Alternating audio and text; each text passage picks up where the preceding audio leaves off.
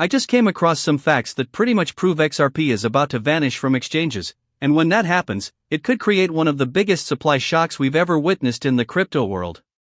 And honestly, this is really exciting stuff. I'm going to break it all down for you. We've also got fresh news about ETF approvals announced just yesterday and today, and I'll be covering that along with everything else that's unfolding in the markets right now. Trust me, you don't want to miss what's coming. Let's start with where things stand at the moment, because we're living through a historic time. What's happening now has only taken place a few times in the past. The S&P 500 is about to break into record highs while the Federal Reserve is preparing to slash interest rates. That combination almost never happens. In fact, the last times we saw it were in 1999 during the dot-com bubble, back in 1965, and all the way back in 1929 before the Great Depression. And now, it's happening again. That's why I believe we're on the verge of a supply shock unlike anything we've seen before. This Wednesday, the Fed is expected to announce its first rate cut since 2025, citing weakness in the job market. That kind of move has only happened 3 times since 1996. So think about that, stocks sitting at all-time highs, and the Fed cutting rates at the same time. The total value of US stocks right now is beyond anything we saw at the peak of the dot-com era or even before the crash of 1929.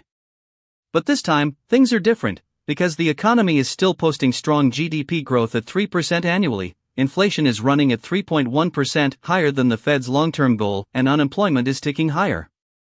That weak labor market is forcing the Fed's hand. Meanwhile, stocks are thriving. The S&P 500 has already hit its 24th record high this year and is up more than 35% since its April lows.